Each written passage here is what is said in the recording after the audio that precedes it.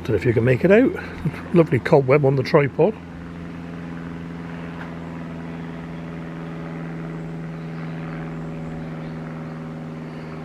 That sort of morning, very dewy, damp in the air. Can't see the trees. Yeah, quite foggy. So here we go then. Got some shallots into the cell trays, took some blackcurrant cuttings, and we have a broad bean experiment update at the very end.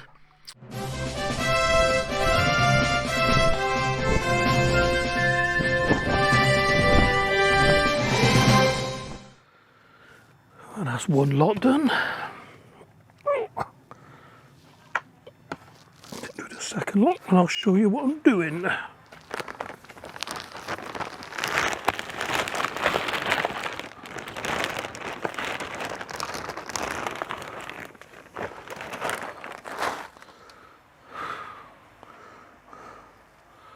Another tree trunk. Cool, listen.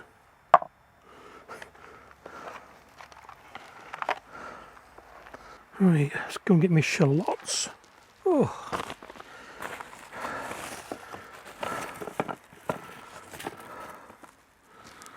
Here we are then, Hativ shallots. Hativ de Noir, I think they are. They're a good shallot. Good for eating, good for showing. I've got 9 left because I've just done 15 in that cell tray over there.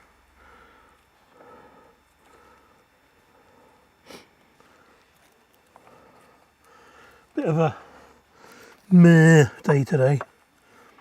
Bit manky, foggy. Couldn't be bothered to go up the allotment. All I got to do is get some garlic in the West End plot really, and get some blackcurrant cuttings. But I'll do that tomorrow.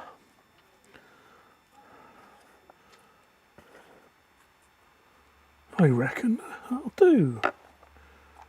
Huh. Here we are. Nice quick one. Oh, I'm just doing some hardwood cuttings of the blackcurrant. Blackcurrants. These are Titiana, I believe they're called. Titiana, whatever. Look at that. I'll tell you what, I'm going to keep on about this bloody compost.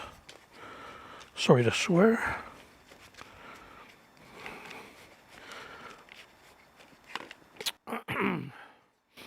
But I bought a load, so I'm going to use it. Right, just a, what's that, an 8-inch pot. Cuttings, nice long cuttings. Can't see how long are they. That's how long they are, look. What we're looking for some grey wood. Grey wood will withstand the growing outdoors over winter. Whereas the younger stems I'm going to keep in the greenhouse. So what we're doing then, we're just going to cut off just below a bud.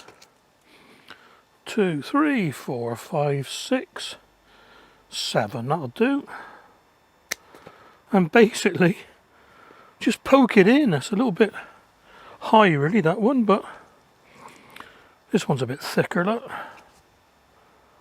So 1, 2, 3, 4, 5, 6, 7, that'll do. And usually with blackcurrants you plant them deeper than most other hardwood cuttings. So 1, 2, 3, 4, 5, 6, 7, that'll do. 7-ish. No need for any rooting powder with these because blackcurrants want to grow, believe me. They want to grow. Well, let's get a couple more of the grey ones. This will be an interesting one because it's really old wood. And they're close together, so I'm looking, yeah, this will be a good one, this.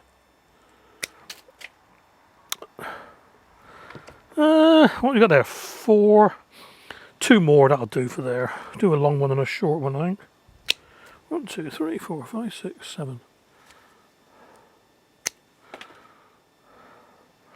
And these will be in the pot now till well, this time next year? No, yeah, next autumn, yeah. That's a nice grey one, look. gonna grey wood's just the older wood. Bit out there. And if it's in the ground, you just lay these in a slit trench and just heel them in. Stand on them, push them in the ground, and just forget about them. Obviously, label them, you know. Right, that's one. And like I say, I want to try some of these softer wood. Find another pot for these. I'm going to use a smaller pot.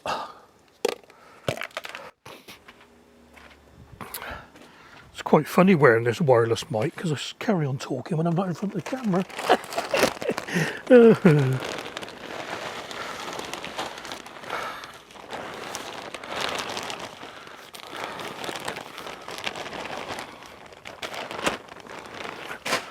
I'm just going to get this a podging down a bit.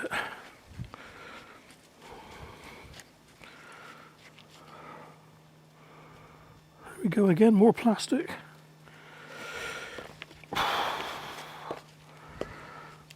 If we're going to be forced to use this peat-free stuff, the government's going to have to do something about legislation about making it decent. It really is. Right, so there's the grey wood, look, and there's this year's wood. So I'm going to cut it off there and cut it off just below the top.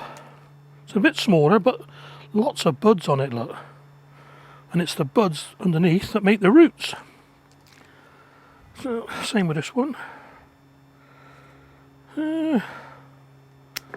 Take the top bud off because you want it to grow sideways. Have we got any more? Oh yes, one. Let's take the top off first this time. Into there. We're just going to do 4 of these. And like I say, this pot will be in the greenhouse. That's quite old growth. Last year's growth and this year's growth. So that's going to be there, I reckon. I'm sure there's plenty of other ways of doing this. I don't know. Right, that'll do.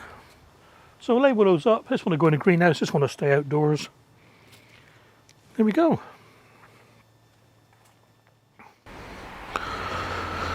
Okay then guys, 2.5 weeks after sowing. And these are the broad beans. So we had the ups, the downs, the ones on their side and the ones that are flat. And quite surprisingly, the flat ones, which all the experts say you should never do because it makes them go rotten. 1, 2, 3, 4. 3 on their side are poking up.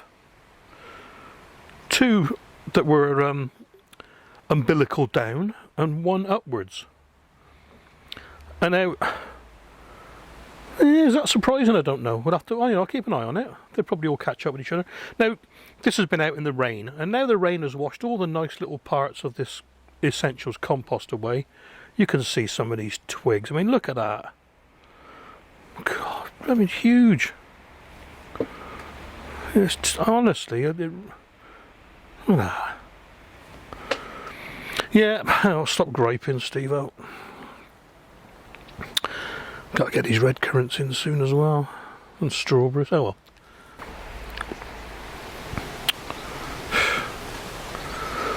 There's no point trying to sieve this stuff because there'll be nothing left. I think I'm just going to use the rest of it for dumping on the beds and then get some new compost in. What's it now, 9 o'clock in the morning or something? On the 15th, Monday.